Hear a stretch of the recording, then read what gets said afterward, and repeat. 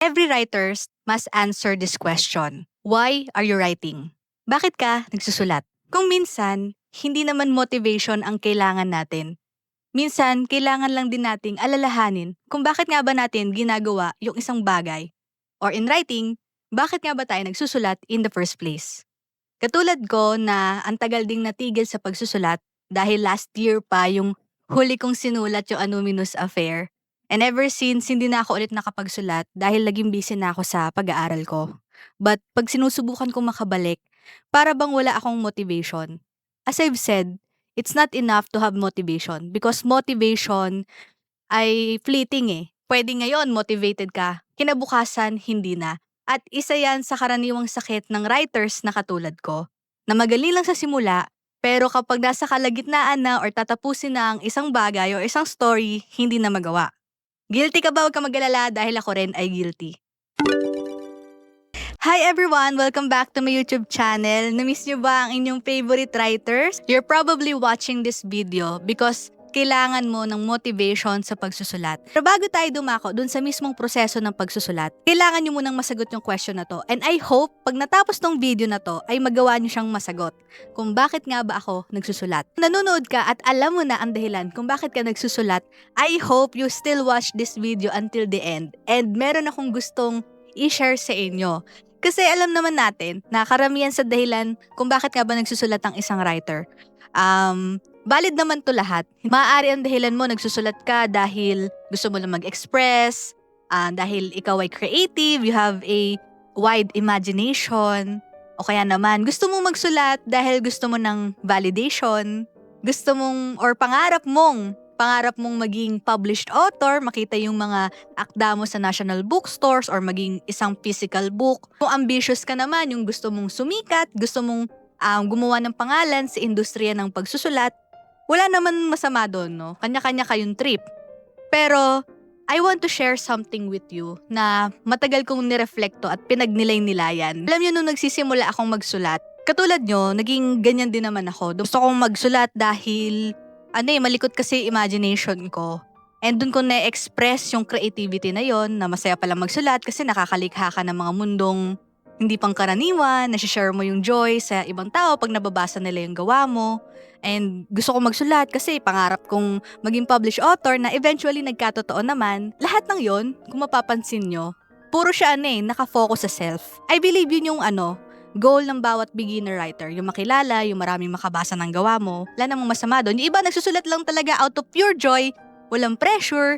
Yung iba may pressure kasi meron silang expectations, nalulula sila sa achievements ng ibang writer na gusto rin nila yun ng ganon. At napakadami ng writers ngayon sa platform na Wattpad, sa Facebook, social media. For many writers, struggle is real. Sabi nga nila dahil parang ang laki ng competition, ang hirap ma-achieve yung narating na ng mga writers na talagang sikat na sikat. Nito ang mga nakakaraan lang, nauuso yung mga genre na patok sa mga mambabasa.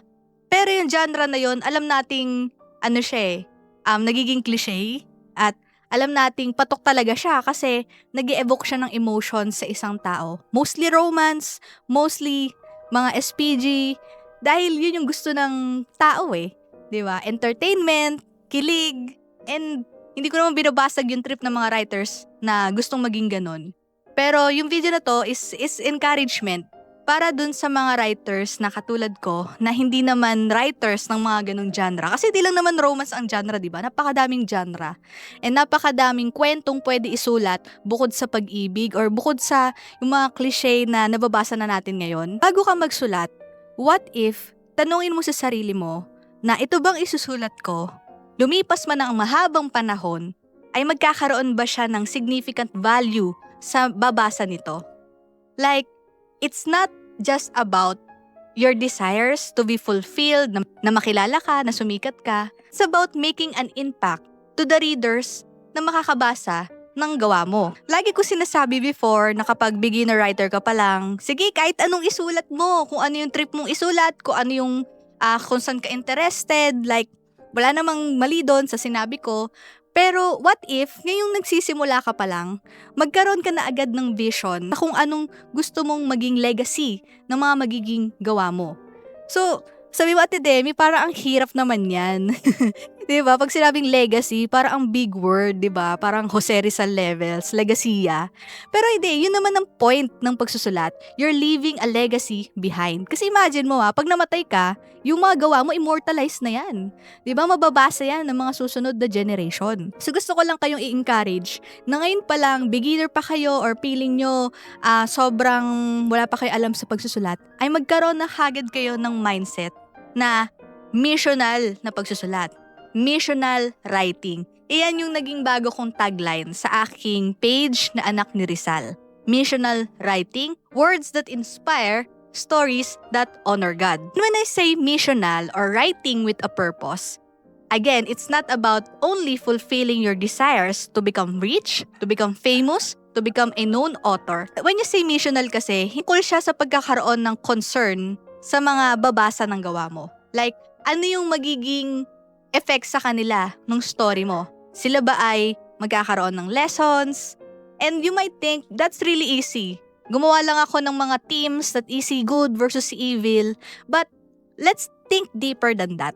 Let's reflect upon sa kung anong nangyayari sa mundo, sa society natin. Dami ring nagtatanong na writers, nahihirapan sila kung ano yung isusulat nila.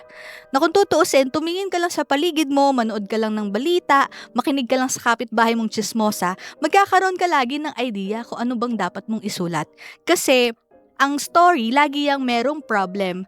Meron yang laging conflict na laging sinusolve, di ba? Kaya naman nagkakaroon ng isang story dahil sa mga ganung bagay. Merong goal yung character, merong antagonist, and so on, yung mga elements. And so, kapag tinignan kasi natin yung nangyayari ngayon sa mundo o dito na lang sa bayan natin sa Pilipinas, ang dami-dami, di ba?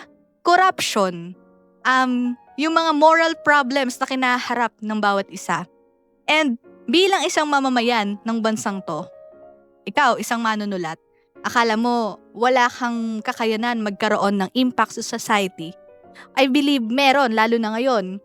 Social media, sobrang laki ng possibility, and yung mga Gen Z writers, younger generation, parang mas nagiging advanced and high-tech na yung kanilang paggamit ng technology. Though merong mga disadvantages because of the rise of AI, hindi na sila natututong magkaroon ng critical thinking because hindi na sila nagbabasa, but that's another problem. Diba? O may problema, ganon. So as a writer, pwede kang maging problem solver ng mga ilang issue sa society. And I think that's very interesting. Pwede kang makalikha using your creativity.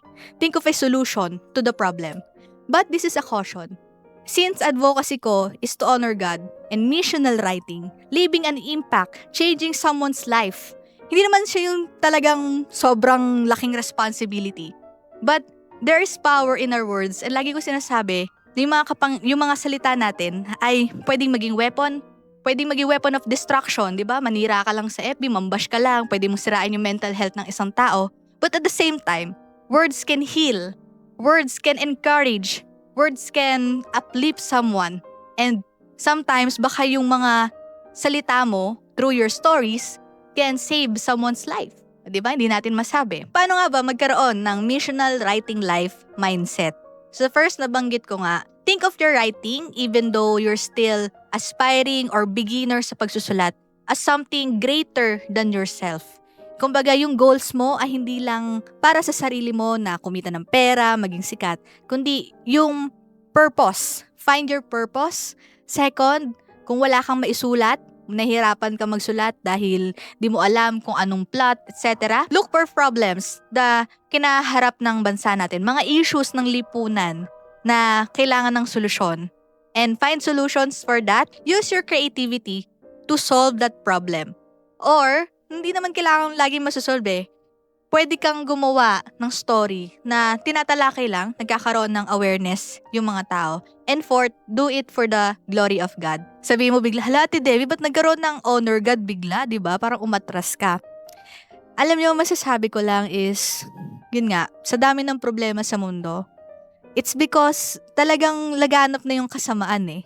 So dadagdag pa ba tayo sa kasamaan na yon? So tayo bilang isang manunulat, hindi naman tayo magpapakabayani, di ba? Na resolbahin agad yung mga korupsyon.